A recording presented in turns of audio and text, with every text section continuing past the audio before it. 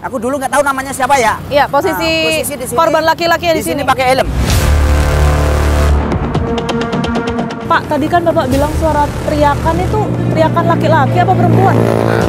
Laki-laki. Pontang-panting kadang-kadang ke Bandung, ke Jakarta, ke Komnas HAM. Nah, begitu di TKP 2 ini, ternyata di sana diperkirakan oleh mereka ini sudah meninggal.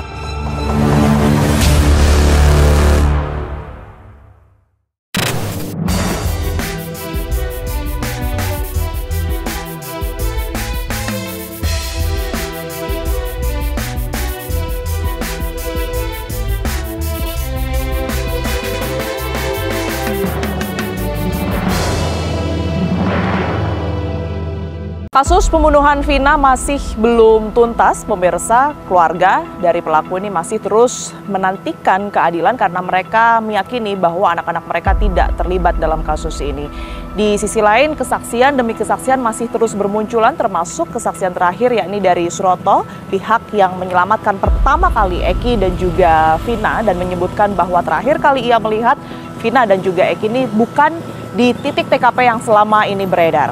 Lantas mengapa ada perubahan TKP? Kami juga akan menelusuri kebenaran dari kesaksian ini. Anda menyaksikan Fakta bersama saya, Tiara Harahap.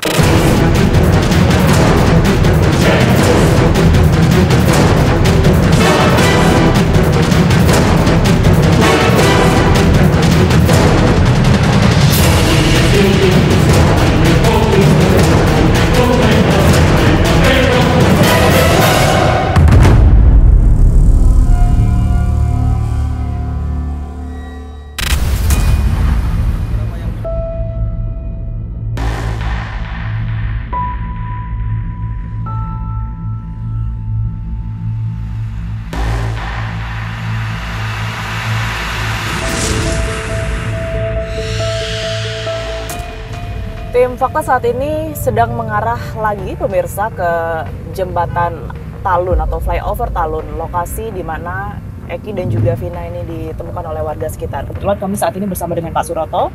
Pak Suroto ini adalah saksi yang kemudian ini menolong Vina secara langsung ya Pak ya, dan juga Eki ya, Betul, pada tanggal 27 betul ya? Betul, Bu. Nah, apa yang kemudian ini menjadi menarik di sini adalah Pak Suroto memiliki kesaksian yang cukup berbeda pemirsa mengenai titik lokasi di mana ia melihat Vina dan juga Eki malam itu. Nah, seperti apa kemudian ini fakta baru yang kemudian ini kita harapkan ya mudah-mudahan bisa menjadi pencerahan ataupun bahan pertimbangan untuk mengungkap kasus pembunuhan Vina dan juga Eki seadil-adilnya. Kita akan langsung menuju ke flyover Talun. Di mana Pak titik terus? Oh, masih lurus ya? Yang berceweng nomor 2. Ini ke 1, yang lampu ceweng itu nomor 2 itu lokasi.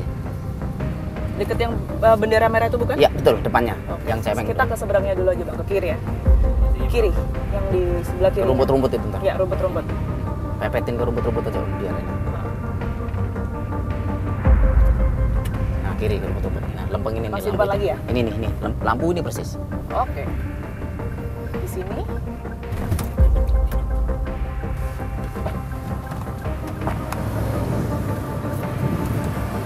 Ya, Pak Suroto mungkin sebelumnya boleh diinformasikan Pak. Karena begini Pak, informasi yang kemudian ini beredar, kan Eki dan Vina ini ditemukannya di tepi jalan ya Pak ya? Iya, betul. Di flyover Talun ini kemudian bukan tempat kami berdiri saat ini pemirsa, tetapi di dekat pagar-pagar itu ya Pak? Iya, betul. Yang sudah betul. Hampir betul-betul di atas jembatan. Di atas jembatan. Di kiri jalan. Betul. Apa yang kemudian ini Bapak ketahui sebenarnya? Mengenai letak itu, apakah betul berada di situ atau bagaimana? Oh, bukan. Letaknya bukan di sana, yang jelas letaknya posisinya ada di ini teh. Yang saya tunjukkan ini ya, yang ada tiang listrik ini. Oke. Pertama kali kita mengetahui bahkan saksi yang kemudian ini menolong Vina dan juga Eki pada tanggal 27 itu. Bapak kebetulan lagi melintas, apa yang Bapak lihat waktu itu? Jam 9 saya keliling, waktu itu belum ada kejadian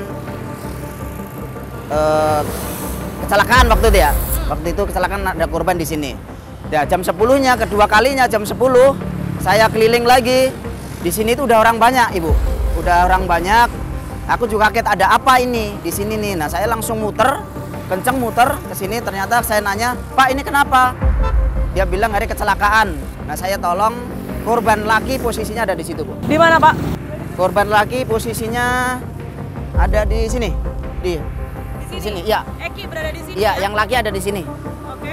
Yang laki ada di sini, yang perempuan kurang lebih dari trotoar ini, Bu, 2 meter. 2 meter dari trotoar. Dari trotoar. Mohon maaf Pak Suroto, berarti waktu itu Eki posisi kepalanya di mana ini? Posisi kepala bisa aku peragakan? Gak apa-apa? Boleh, silakan. Posisi aku dulu nggak tahu namanya siapa ya. Iya, posisi di sini, korban laki-laki di sini. pakai helm. Masih pakai helm ya, Pak Masih ya? pakai helm. Pakaiannya seperti apa, Pak Suroto? Dia pakai jaket, Hah? pakai sepatu. Nah, saya bangunin dia udah nggak bangun posisi itu. Oke. Nah, udah itu saya pindah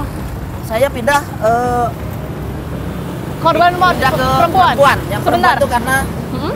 minta tolong. Oke, ada suara Vina pada saat itu merintih begitu ya, Pak Iya, ya? betul, Bu. Pada saat Bapak lihat dengan pakaian seperti itu masih lengkap ya, ini pakaiannya Masih. dengan jaket kalau tadi Bapak bilang ya? Iya, betul. Luka-lukanya seperti apa, Pak? Kondisi fisiknya ini? Mukanya itu di sini itu udah nggak berupa muka, Bu. Udah lebam semua, udah hitam semua. Lebam atau berdarah, Pak? mukanya? Berdarah campur lebam-lebam semua di kepalanya. Saya buka helmnya, ya. Saya buka helmnya itu juga berdarah dari kepala. Cuman saya taruh lagi karena saya ngeliat itu saya gemetaran. Oke. Saya gemeteran. Jadi di sini udah kelihatan udah meninggal. Saya pindah ke nolongin ke perempuan gitu. Oke. Bapak jalan sekitar berapa langkah untuk ke Vina waktu itu? Kurang lebih 5 meter 6 meter, Ibu. 5 meter Ya. Korban Vina berada di mana? Korban Hati-hati, Vina Pak. 1, 2, nah di sini, Bu. Oh, agak ke tengah ya, Iya, di berarti tengah. ya? Korban Vina ada di sini. Sama, posisinya juga sama kayak si korban laki. Terlentang atau terungkap? Terlentang. Terlentang? Ya. Terlentang dan minta tolong. Artinya masih hidup ya waktu Masih. Bapak lihat waktu itu? Masih hidup, Ibu. Ya? Seperti apa kondisi fisiknya, Pak? Sama seperti sama yang laki. Kepalanya juga udah lumuran darah. Semua darah. Cuman posisi itu karena banyak orang lewat ya. Saya datang itu pakai rok. Kita boleh agak ke tepi sedikit, Pak? Pakai rok pendek ya. Pakai rok pendek itu celingkap. Celana Oke. itu celingkap dan celana dalamnya itu tidak sesuai apa yang kita pakai sekarang ini gitu, Bu. Jadi celana itu sempat saya naikin, cuman juga nggak sempurna. Udah itu saya tutup kembali pakai jaket yang stasis. Oke. Jadi posisinya ini pakaian atas sebenarnya masih utuh begitu Masih, ya. Cuma di masih. bagian bawah ini agak menyingkap dan pakaian dalamnya ini bisa dikatakan agak turun begitu ya. Apa yang sempat dikatakan Vina, Pak, pada saat itu kepada Pak Suroto? Tolong. Dan Hanya tolong saja? Saya sampaikan ya dia bentar ya nungguin mobil. Bentar lagi mobil datang gitu. Siapa yang Bapak hubungi setelah itu? Kepolisian. Pihak kepolisian? Iya. Itu tadi kan Bapak menjelaskan bahwa posisi Vina ini agak ke tengah begitu ya, Betul, Pak ya. betul. Di pukul 10 itu apa nggak ada pengendara atau warga yang kemudian ini berada di sini untuk menolong? Nggak ada, Bu. Nggak ada sama sekali. Ngangkat korban aja juga cuma orang 3. Anggota polisi dengan saya sendiri, Bu. Ngangkat ke dalam mobil patroli itu. Sekitaran ini ramai tidak, Pak? tadi? Rame banget. Bapak sempat sebelumnya menyebutkan ya bahwa malam itu kondisi hujan deras. Hujan deras. Hujan deras itu memang lama durasi hujannya, artinya sebelum Bapak datang ke sini sudah hujan 1 atau 2 jam sebelumnya atau baru-baru aja, Pak? Kesini gerimis, Bu. Gerimis. Udah gerimis, semakin deras hujan itu. Oke, baik. Setelah itu posisi motor di mana, Pak Suroto? Posisi motor kurang lebih 6 meter teh. Sana. Lebih ke tengah lagi? Iya, di tengah lagi. Oke, kalau tadi di sini ya, di Vina di sebelah situ. Iya. Motor di mana nih, Sini Pak? teh. Motor di sini teh.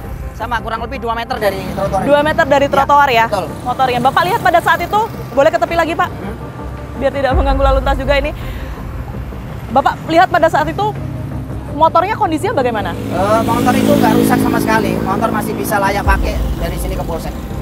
Masih bisa layak pakai? Iya, Ada masih. yang mungkin pecah dan lain sebagainya? Nggak ada.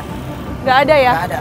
Informasinya, Pak, bahkan ada keterangan yang menyebutkan pembunuhan ini kan awalnya disangka kecelakaan tunggal. Betul. Ada beberapa pihak yang kemudian ini menyebutkan ini adalah kecelakaan tunggal karena ada cat yang menempel di lampu jalan dan juga, mohon maaf, potongan tubuh atau daging begitu yang menempel. Mungkin tidak kalau menurut Pak Suroto kalau pada malam itu? Tidak, saya tidak menemukan daging, tidak ada barang lecet, motornya itu nggak ada. Bapak sempat mengamati tapi? Iya, cepat. Kalau pun betul itu terjadi, lampunya ini yang sebelah mana Pak? Yang di sebelah kanan atau? Yang ini Bu. Yang ini? Yang ini. Tempat tadi Dan, kita ya. awal mulai ya? Oke, ini yang kemudian ini sempat disebut ya? Ya. Nah, ini Bu. Sebagai penyebab kematian atau kecelakaan tunggal Eki Ya. dan juga Vina. Ya. Tidak ada cat pada saat itu di sini Bapak Ya, lihat? betul. Sini. Tidak ada cat motor sama sekali yang kemudian menempel di sini? Cat motor tidak ada yang menempel? Nggak ada. Begitupun juga dengan potongan tubuh. Ya, nggak ada. Ada di sini? Nggak ada. Boleh digambarkan mungkin sekali lagi Pak Suroto, seberapa parah sebenarnya luka Eki dan juga Vina ini pada saat itu? Sangat parah Ibu. Sangat parah. Saya lihat aja langsung gemeteran benar-benar. Hujan diringin dengan hujan, darah itu ngalir sendiri Bu. Dari korban perempuan situ udah ngalir, dari korban laki itu ngalir Ibu.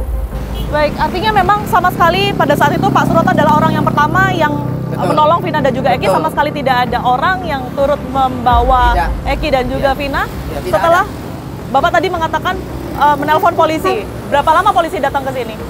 Secepatnya Bu, kurang lebih 2 menit 3 menit dia datang. 2 menit 3 menit Iya, datang, datang. dan membawa kedua korban. Iya, betul. Kemana? Rumah sakit Gunung Jati Bu. Jauh dari sini? Kurang lebih 10 menit.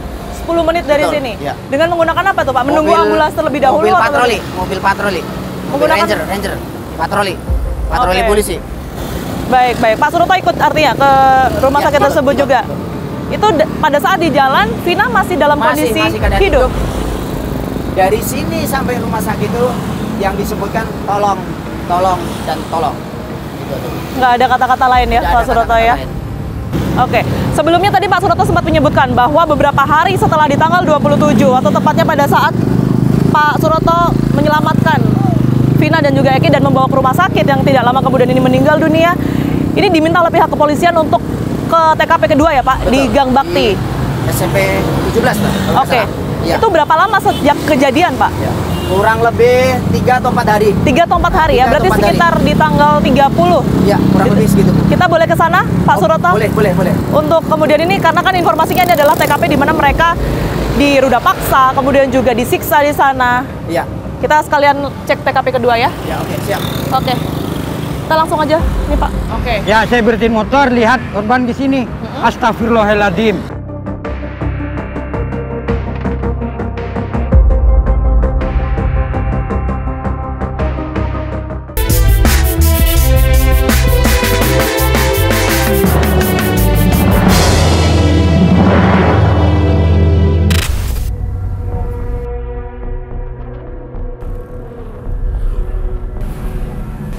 Ya, ini kita sudah sampai di Gang Bakti.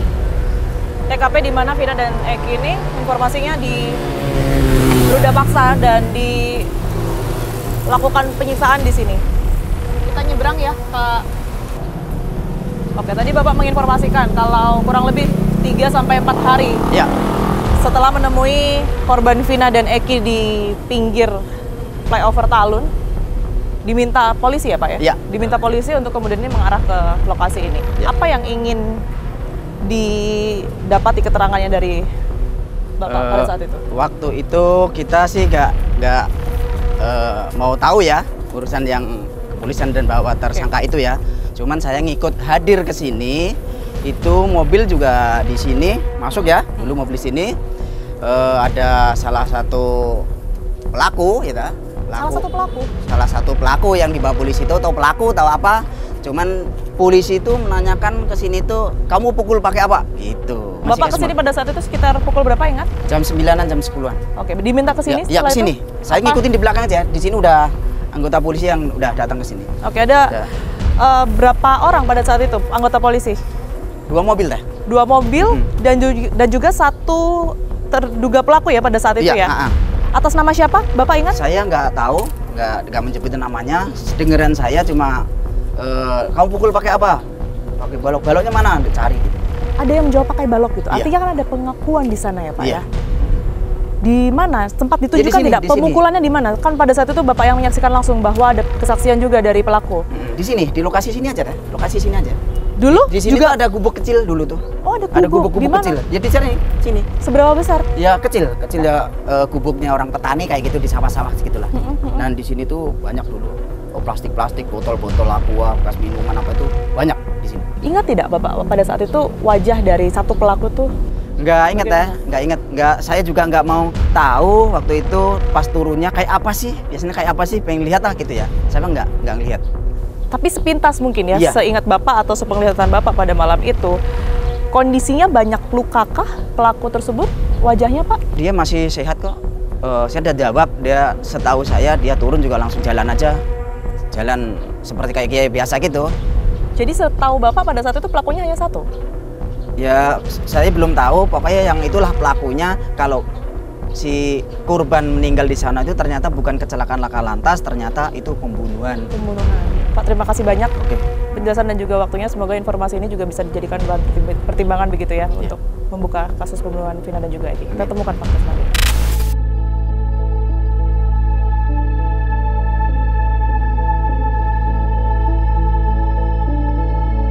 Setelah tadi sore kami mendengar kesaksian dari Pak Suroto ya, kami mencoba untuk menyusuri Desa Kepompongan ini dan mencari satu saksi lagi pemirsa yang kemudian ini bisa menceritakan atau paling tidak memberi kesaksian di tanggal 27 Agustus 2016 tersebut.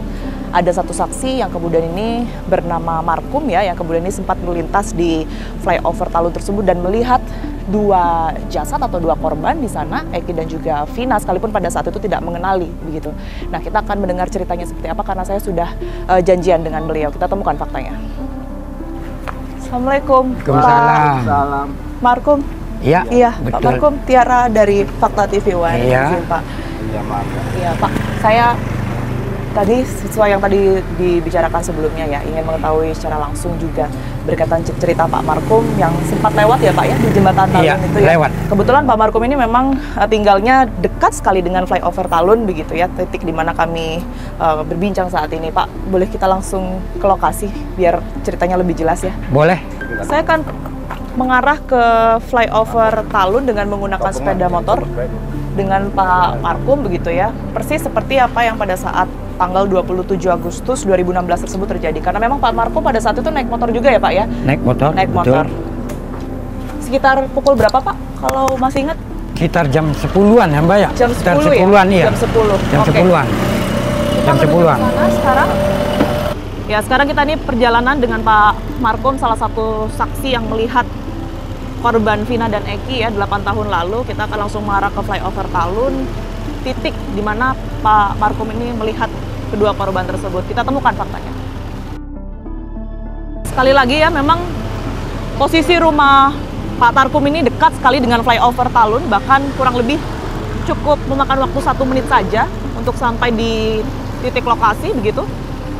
Nah, Bapak lewat sini ya Lewat sini. Betul. malam itu? Iya, lewat. Oke. Kondisi di sini hujan atau seperti apa, Pak? Kondisi itu habis hujan Mbak ya. Sini tuh. Hujan deras atau gerimis? Pas itu saya gerimis tuh udah lewat di sini. Mm-mm. Ya. Nggak tahunya di sini nih. Nih. Di sini kondisi sudah ramai, Pak. Udah ramai, banyak orang. Itu, di sini tuh. Padahal biasanya kalau di jam 10 itu nggak seramai itu biasanya. Ya, karena ada kecelakaan itu orang berbondong-bondong. Gitu. Oke. Bapak masih ingat waktu itu lihat dua korban ini di mana, Pak? Ingat.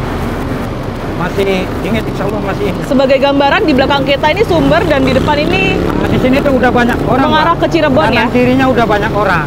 Gitu tuh. Nah, saya berhenti di sini nih, Pak. Bapak melambat di sini ya, Ya. pada saat itu. Oke, kita ini Nah, lakukan. saya berhenti di sini Jangan lupa nih, sen, Pak.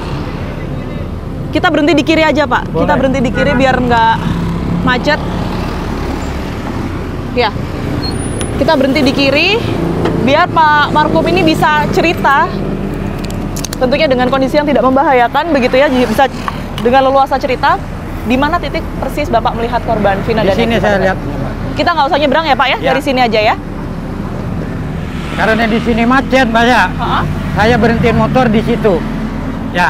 Oke. Ya, saya berhentiin motor, lihat korban di sini. Astagfirullahaladzim. Ya, saya karena orang nggak tega gitu ya. Nah, karena di sini macet, saya berangkat lagi.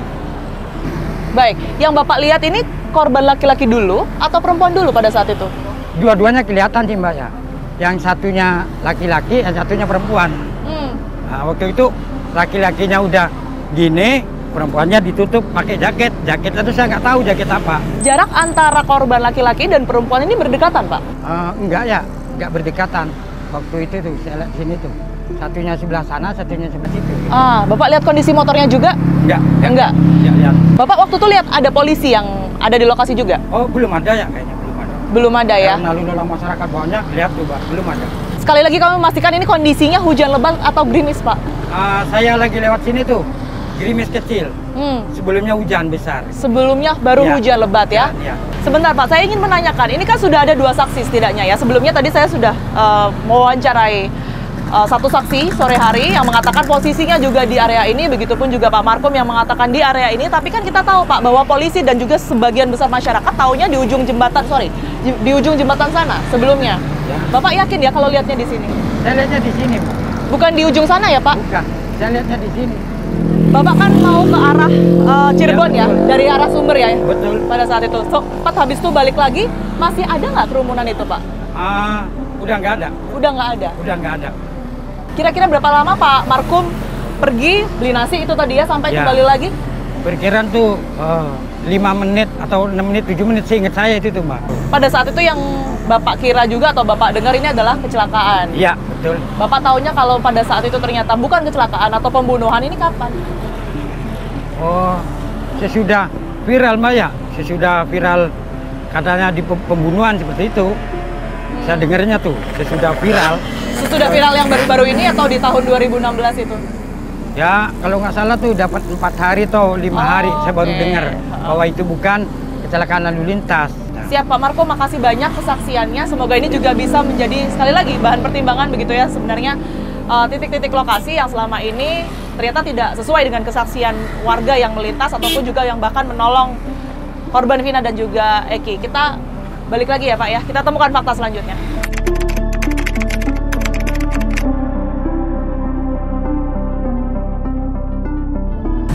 Terus saya nggak mau lihat darah. Bapak nggak mendekat berarti ya? Nggak dari sini.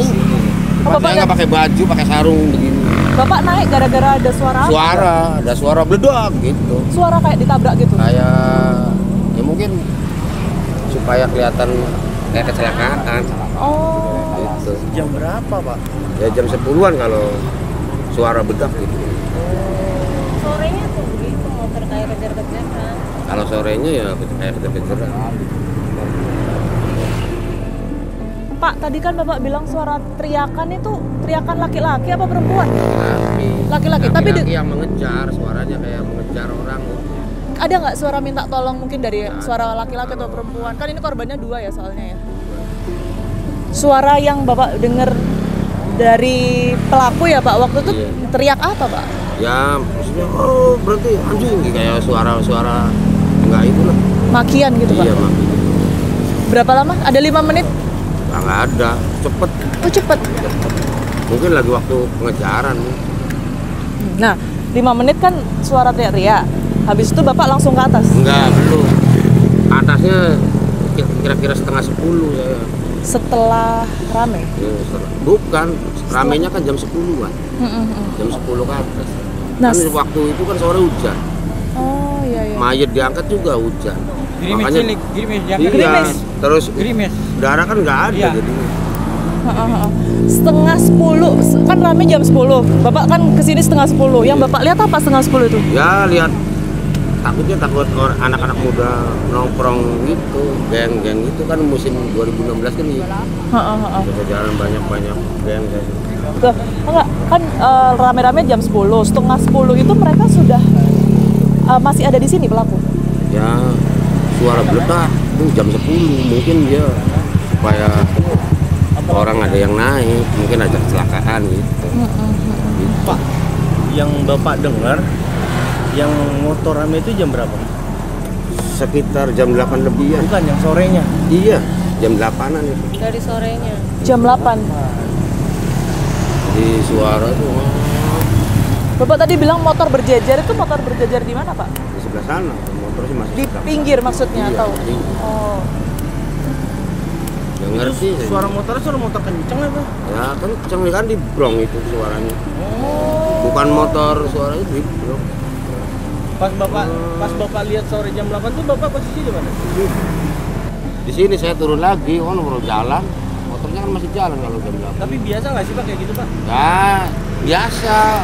Masalahnya biasa kalau malam minggu kan 2016 tuh banyak geng motor. Geng motor, ya, yang lewat sini juga Tapi, ya. Makanya Bapak bilang itu biasa kan? Biasa, cuman kan suara ininya, makinya tuh.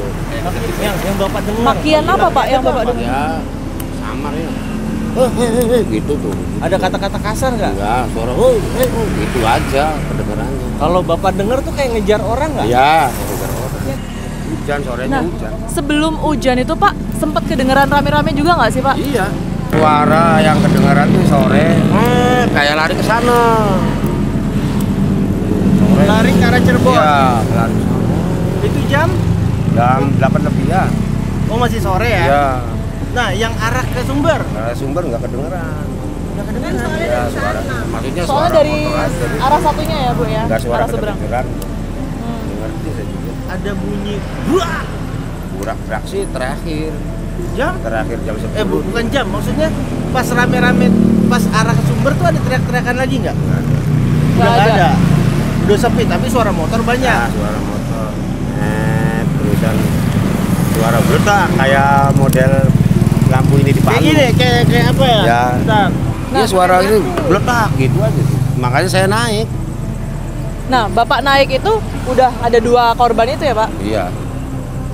Mereka aja atau ada pelakunya? Nah, enggak ada. Udah enggak ada. Terus enggak gitu? lama, iya. Iya. Enggak lama, iya. Berapa kali? Sekali. Nah, setelah bunyi beginian, Bapak sempat keluar lagi? Ya keluar lagi, nengok, terus nengok. Enggak lama datang dari Polsek Pak Suroto. Kalau orang Berarti- ketabrak ya. Berarti pas kejadian Bapak sempat naik tuh? Naik, tapi dari sini aja tuh. Oh, nggak sempat ke sana? Enggak, lihat ini aja. Nggak sempat ke sana? Kalau ke sana nanti suruh potong banyak darah, takut. Ya. Pak, berarti titiknya yang di sini? Iya. Kayak Pak Suroto bilang tuh, Ah, sama. Saya bukan lihat. yang di sana ujung jembatan Bukan. itu? Yang ditabur bunga kemarin? Bukan. Bukan. Pokoknya Bukan, keterangannya Pak Suroto, saya ikut sama. Iya. Bawa lampu itu. Tapi Bapak yakin kalau suara-suara motor yang Bapak dengar malam itu tuh kayak geng motor? Ya betul, Pak. Nggak salah orang suaranya keras ngomongnya. Ngomongnya juga kayak kejar-ngejar orang. Pak, Bapak sempat lihat motornya nggak? Ya lihat baris juga. Bukan, yang lewat sini ke sana? Oh, enggak. Enggak. Enggak. Kalau yang baris di sana, perkiraan Bapak berapa banyak? Ya udah 4. 4 nggak sampai 10 gitu Pak. Lihat ya. 4 tapi boncengan ya, orangnya banyak. Ya nggak tahu. Nggak kelihatan juga. Nggak, ya plak-pluk orangnya, motornya di sana. Orangnya nggak jelas. Orangnya nggak jelas. Iya. Cuma posisi motornya ada di rumput yang sebelah sana. Iya. Itu berjejer begini atau begini? Ada di sini, ada di sana, ada di sana. Di mana Pak? Di mana? Di sini. Sini, ada di sana, sana. ada di sana. Yang satu yang Iya. terakhir yang ujung. Iya, madepnya ke sana tapi motornya tuh. Sebentar, madep ke sana tuh kemana? Kepalanya ke sana. Ke arah sana Pak? Ya miring itu. Oh, miring, Oh. miring sana. Iya. Oh. Itu. Pelaku-pelakunya ada yang turun motor nggak sih Pak? Kurang jelas. Nggak jelas juga Iya. ya. Yang terakhir Bapak lihat yang di sana itu lagi ngapain? Ya, disangka saya lagi ngobrol. Posisinya gimana? Ya, yang ada pakai helmnya. Ah, Ada ke sini. ini kayak gini. Iya, Mana yang sini? duduk. Sayanya gini, yang satunya gini-gini. Yang satunya gimana? Ya, ini apa duduk sini. Ah, saya duduk sini nih. Gini-gini. Kalau Ah. ada yang lewat mobil tuh, Ah. pura-puranya ngobrol begini lagi. Jadi saya sangkanya lagi ngobrol biasa, jadi balik lagi ke sana saya. Jadi nggak ngeliatin. Itu, jadi mungkin dia yang apa ya? Yang disakitin kalau ada mobil mungkin dia dibangun, didudukin mungkin disangkanya kan lagi ngobrol. Pak, malam itu penglihatan Bapak ada perempuan nggak? Ya ada. Ada. Ada. Tapi nggak jelas. Berapa orang? Oh, yang itunya tuh yang pihak yang Korban. Korban aja. Dari Selain yang dia. dari yang naik motor itu Pak Nggak ada lihat. perempuan nggak? Nggak Yang lihat. mungkin yang dibonceng. Enggak lihat. Nggak ngeliat ya. Tapi terakhir Bapak penglihatan Bapak posisinya ada yang lagi duduk, Iya. terus ada yang Bapak gimana tadi gimana? Dia lagi duduk begini Hah? tuh. Jadi kalau ada mobil lewat pura-pura gini. Oh Bapak lihat tuh pas pura-pura didiriin. Iya. Lihat Bapak. Iya, ya pura-pura duduk aja. Ah, gini. Orang udah nggak bisa apa ya kayak udah nggak kuat dah nyender ke sana. Mungkin itu yang mau dibuang. Soalnya saya pas diangkat tuh kayak yang helm banyak darahnya. Iya. Darahnya banyak. Tapi Bapak lihat nggak ada yang seperti pegang gini pas lagi duduk gitu dipegangin palanya? Enggak, digini aja. Gimana? Ini baju saya nih, ini baju saya nih. Nutupin dada aja.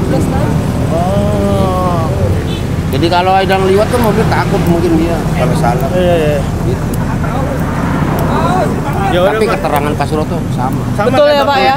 Iya. Makasih loh Pak udah cerita sama saya. Ya, kalau anaknya nggak bersalah, makanya saya kan rela jual rumah.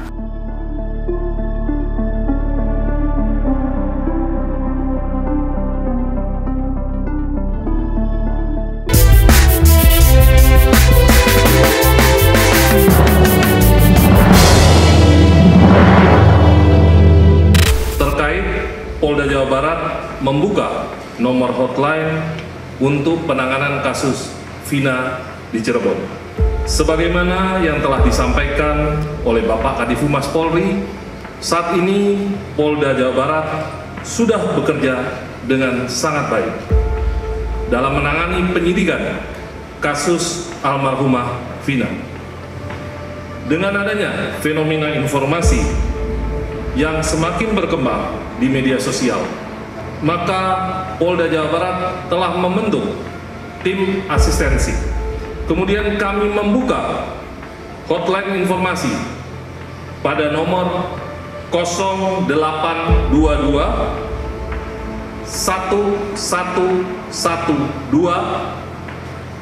4007 dengan syarat memberikan identitas sesuai dengan benar serta informasi yang dapat dipertanggungjawabkan. Hari ini kami akan ke rumah keluarga ataupun juga orang tua dari Eka Sandi yang merupakan salah satu dari 8 terduga pelaku atas pembunuhan Vina dan Eki. Pemirsa, informasi yang kami terima, keluarga mereka ini sempat menjual rumah karena sebagai proses dari penyelesaian permasalahan Eka Sandi. Kita temukan seperti apa ceritanya. Assalamualaikum. Mbak Yolan, betul ya? Oke, Mbak Yolan, saya Tiara dari Fakta TV One. Ibu, Bu Nani. Ya, Assalamualaikum. Permisi ya Bu ya, saya mengganggu waktunya Ibu dan Mbak Yolan ini. Saya boleh tahu Bu Nani, pada saat tahun 2016 ini kan karena sekarang mencuat lagi ya kasusnya ramai kembali begitu ya tentu, tapi kita harapkan dari ramainya kasus ini bisa membuka keadilan seadil-adilnya bagi para pelaku, salah satunya untuk Eka Sandi juga. 2016 pada saat kejadian itu seperti apa sih Bu? Untuk penangkapan itu mereka lagi pada kumpul Desember 11 cuman nggak tahu keras apa gitu ya, kasus apa, mereka itu tiba-tiba sudah dibawa aja gitu di dalam mobil polisi tuh. Terus sore ada orang yang kesini ngabarin orang tua, katanya ini anaknya ditangkap juga dua-duanya gitu. Dua-duanya? Iya, sama Renaldi. Yang dimaksud adiknya juga dibawa. Adiknya Eka? Iya, Renaldi. Kita sampai bela kakak gitu, sampai ya udahlah adanya rumah kita jual rumah ya. Jual rumah pada saat itu? Jual rumah. Sebentar, itu kan berarti kasusnya di akhir Agustus 2016. Iya. Jual rumahnya di bulan apa? September. September. Masih ada rumahnya di sekitar sini? Ini? Boleh kami ditunjukin ke sana? Mbak Yolan sama Ibu juga boleh? Ayo. Di bulan September itu langsung ya Bu? Langsung. Berarti nggak lama ya setelah Eka kena kasus itu, setelah itu Ibu jual rumah? Iya, langsung. Nggak jauh dari sini Bu? Ini dari sini ke sana, iya. Yang ini berarti? Iya, ini tuh semuanya sama rumah itu. Jadi Bu Nani, Eka, keluarga semuanya tadi tinggal di sini? Iya. Apa pertimbangan Ibu selain itu untuk yakin bahwa Ibu harus jual rumah ini untuk menolong kalau anaknya nggak bersalah, makanya saya kan rela jual rumah. Untuk biaya apa Bu pada saat itu? Biaya pengacara? Ini rumahnya Mas. Oh ini. Berapa yang dibutuhkan untuk bayar pengacara waktu itu? Waktu itu pengacara itu 40 juta. 40 juta? 40 juta untuk kemudian ini mengurus kasusnya Eka ini ya. Iya Bu, silakan Ibu tadi mau cerita apa? Enggak lah Mbak. Berapa Bu tadi laku 100 juta ke orang tua dari Eko? Oke. Biaya pengacaranya sendiri 40 juta, kemudian buat pantang-panting sama beli rumah lagi di sana di RT 2 kecil Mbak. Di belakang SMP 11 saya beli rumah, beli tanah, terus dibikin rumah, udah habis uang segitu. Oke. Untuk Ibu tadi sempat bilang pontang-panting, ini boleh digambarkan? Pontang-panting kadang-kadang ke Bandung, ke Jakarta, ke Komnas HAM. Oke, kita boleh balik lagi ke sana ya Bu ya. Eka tahu nggak Bu kalau Ibu sampai jual rumah? Tahu. Apa dan gimana Ibu ceritanya waktu itu? Kak, Ekanya tuh ngomong, "Mah, buat pengacara uang dari mana? Jual rumah kah?"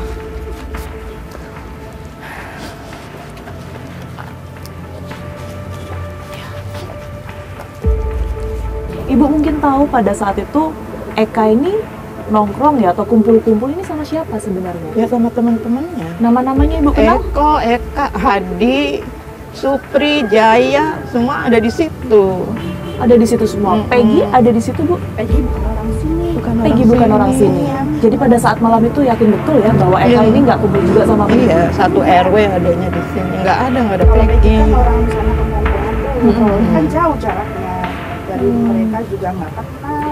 Kalau dengan Eki dan Vina sendiri, Ibu pernah dengar nama itu mungkin? Nggak tahu, nggak pernah tahu Mbak. Apa yang ingin Ibu ceritakan keluarkan aja Bu. Mungkin justru apa yang kemudian ini Ibu tahan selama ini bisa menjadi bantuan juga untuk Eka. Saya sih pengennya anak tuh cepet keluar Mbak. Ya pengennya cepet pulang, cepet bebas. Kita harapkan ya Mbak Yola ya, dan Bu Nani juga, semoga dengan adanya kesaksian-kesaksian dan juga berbagai cerita yang kembali dimunculkan ini bisa memberikan keadilan seadil-adilnya bagi semua pelaku, khususnya lagi-lagi bagi Eka Sandi, begitu ya. Ibu yang sabar sekali lagi, Mbak Yola juga yang sabar, karena kita yakin yang terbaik juga untuk Eka ya. Makasih banyak Ibu dan juga Mbak Yola sudah menerima fakta di sini. Sehat selalu ya. Amin. Kita temukan fakta selanjutnya. Nah makanya ada TKP 3 yang di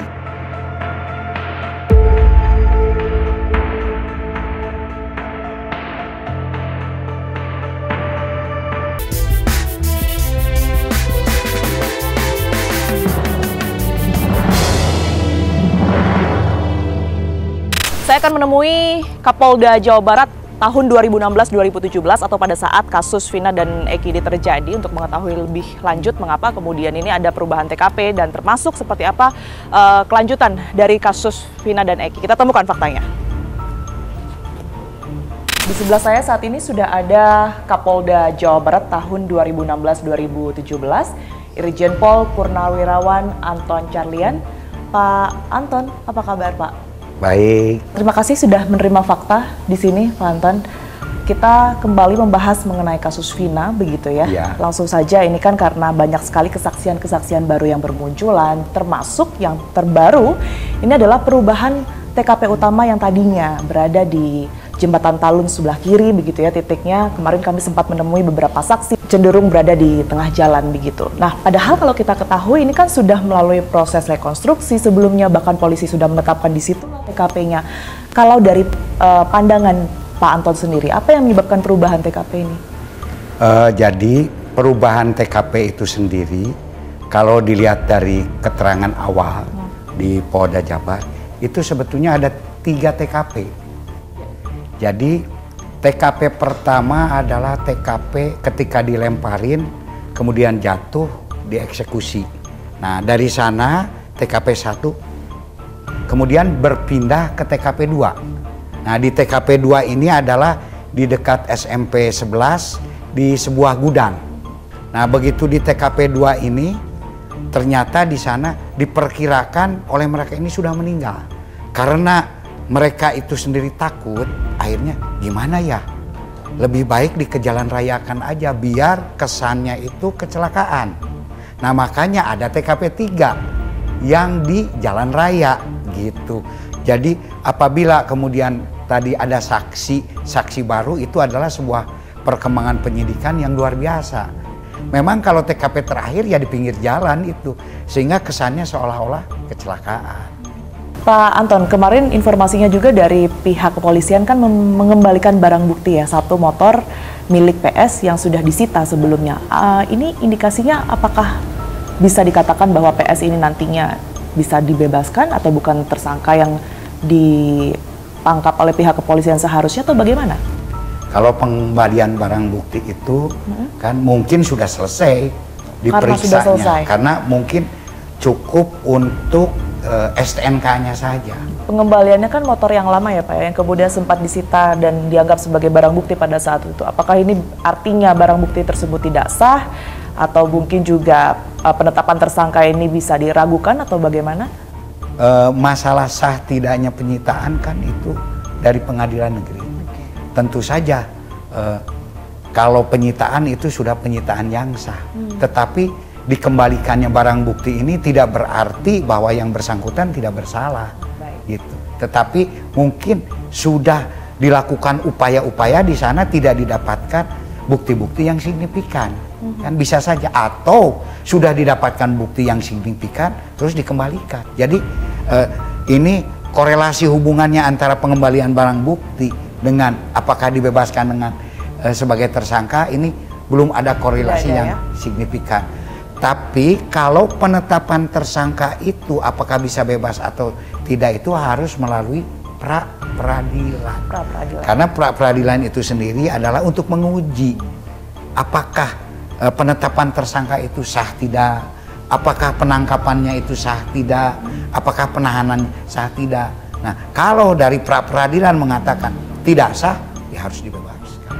Kesaksian Suroto bukanlah satu-satunya. Kami telah menemui 3 orang saksi dan menyebutkan bahwa terakhir kali mereka melihat Vina dan Eki adalah bukan di TKP yang selama ini beredar, bukan di sisi kiri Jembatan Talun, melainkan dekat dengan lampu PJU pemirsa.